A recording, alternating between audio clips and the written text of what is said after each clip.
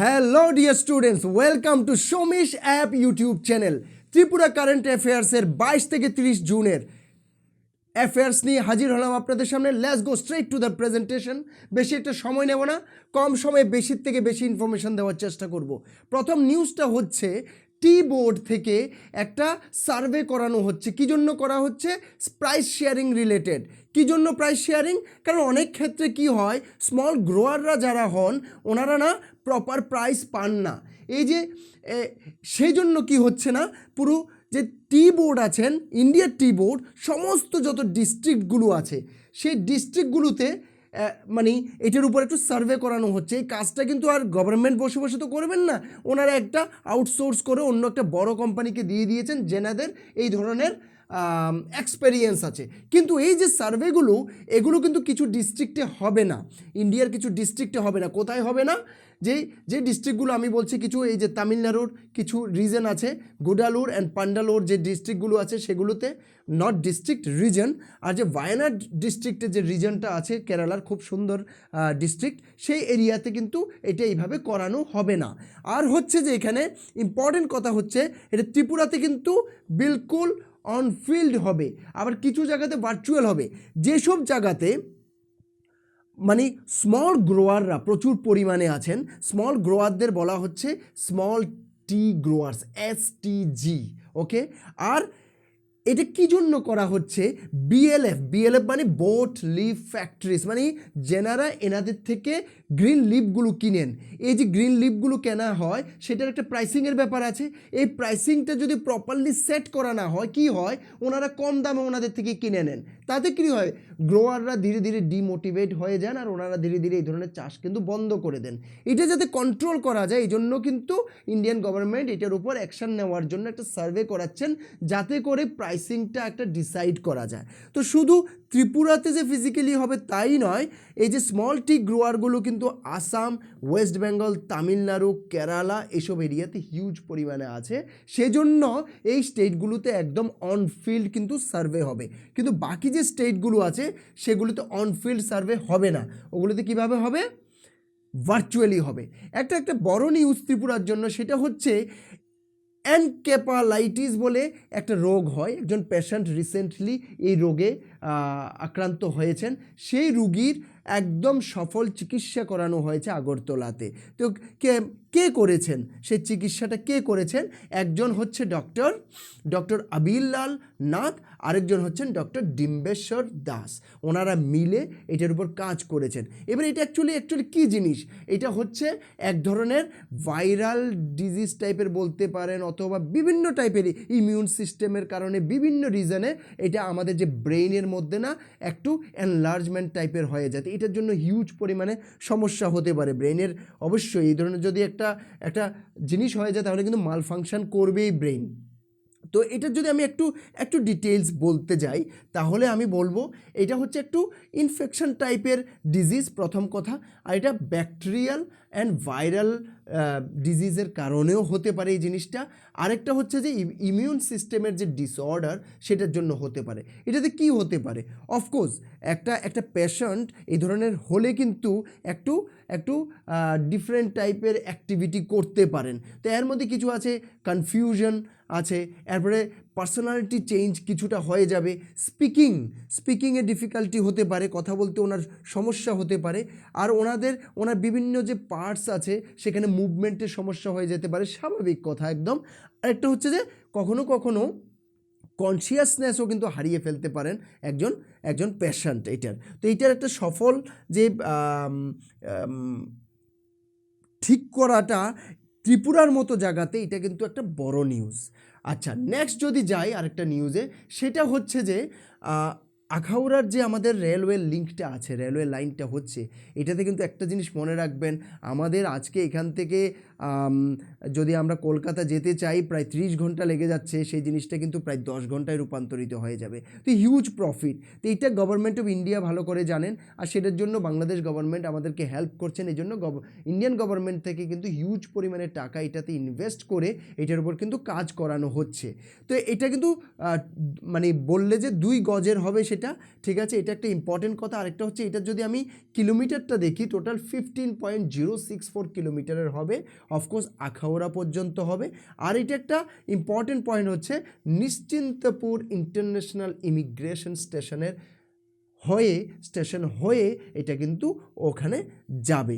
আর এটাতে এখন additional 153 crore কিন্তু ইন্ডিয়ান গভর্নমেন্ট, আমাদের যে ইন্ডিয়ান রেলওয়ে আছে অলরেডি 153 crore আরও এডিশনাল ফান্ড দেওয়ার জন্য ওনারা ডিক্লারেশন করে দিয়েছেন। এটা কিন্তু ত্রিপুরার জন্য খুবই ভালো news. Not only Tripura, actually পুরো নর্থ ইস্ট রিজনের জন্য কিন্তু এই লিঙ্কটা খুবই কাজে আসবে। সমস্ত যত বাংলাদেশের সঙ্গে যত ট্রেড, সেটা ইম্পোর্ট হোক আর এক্সপোর্ট হোক, সেটা কিন্তু হিউজ পরিমাণে বেড়ে যাবে। তো সেটাতে শুধু ইন্ডিয়ার প্রফিট হবে তাই নয়, বাংলাদেশেরও হিউজ প্রফিট হবে। বাট আমি মনে করি পার্সোনালি ইন্ডিয়ার প্রফিট অনেক বেশি। কেন?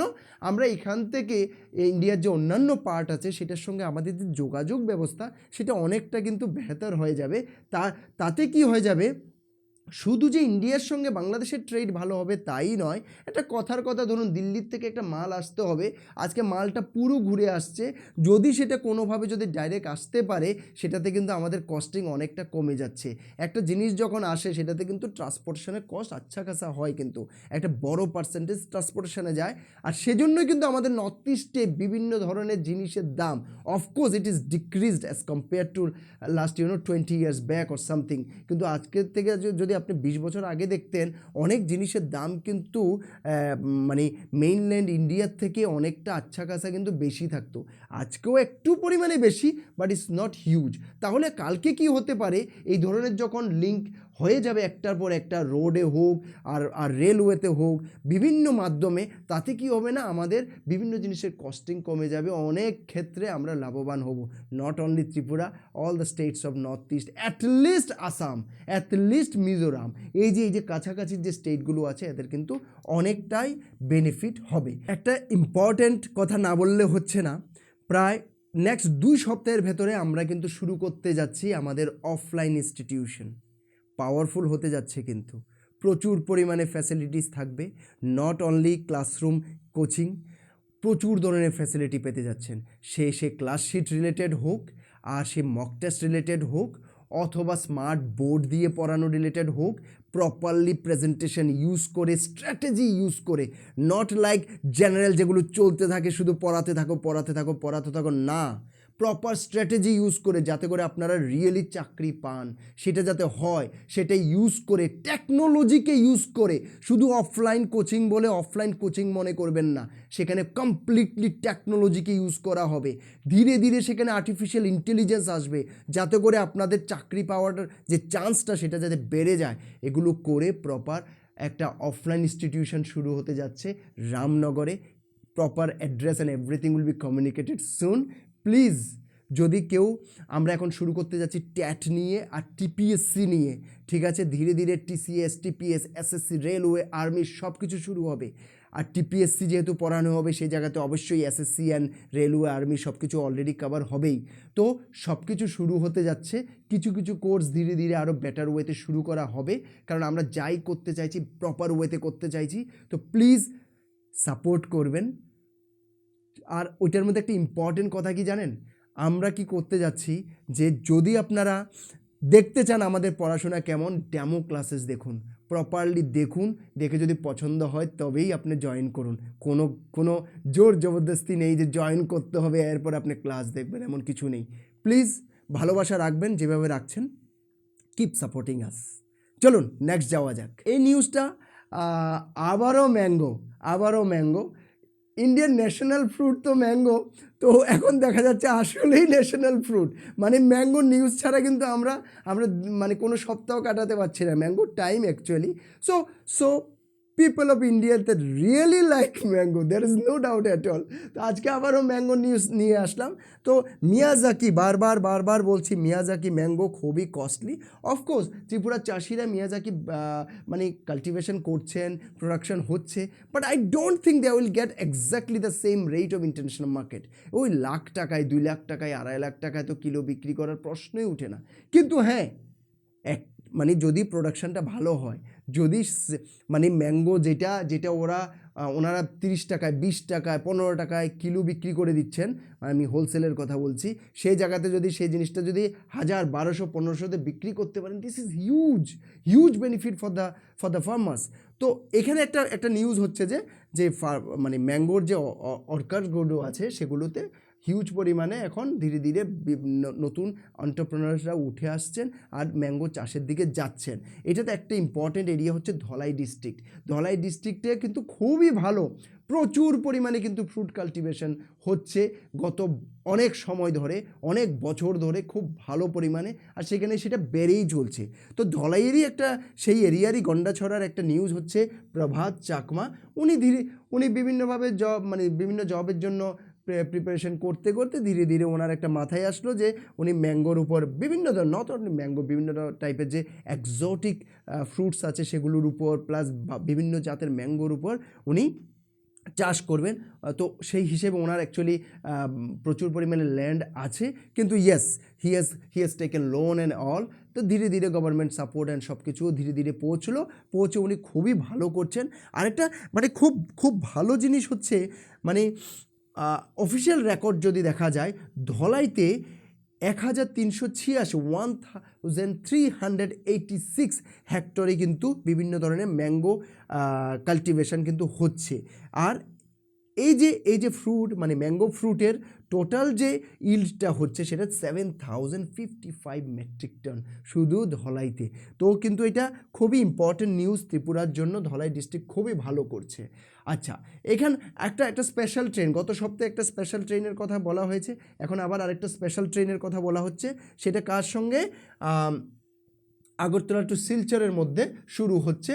আর ইম্পর্টেন্ট নিউজ হচ্ছে, এটা কিন্তু ভিস্টাডোম কোচ হচ্ছে। তো ভিস্টাডোম কোচে কি হয়?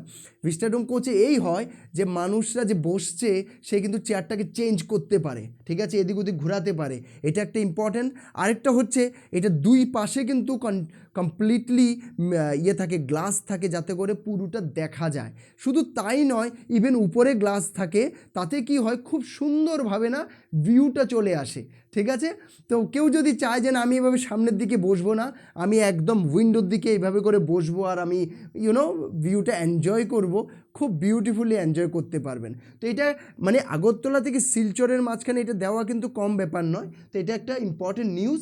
আর যদি আপনি ফটোতেও দেখেন, ফটোটাও অনেকটা কিছু জিনিস ক্লিয়ার নয়, যেমন এদিক দিয়ে আপনি দেখতে পারেন যে গ্লাস আছে, এক্স্যাক্টলি এইসব জায়গাগুলো তো গ্লাস থাকে, ঠিক আছে, এখানেও গ্লাস থাকে, এটা এখন পর্দা দেওয়া আছে, ওকে।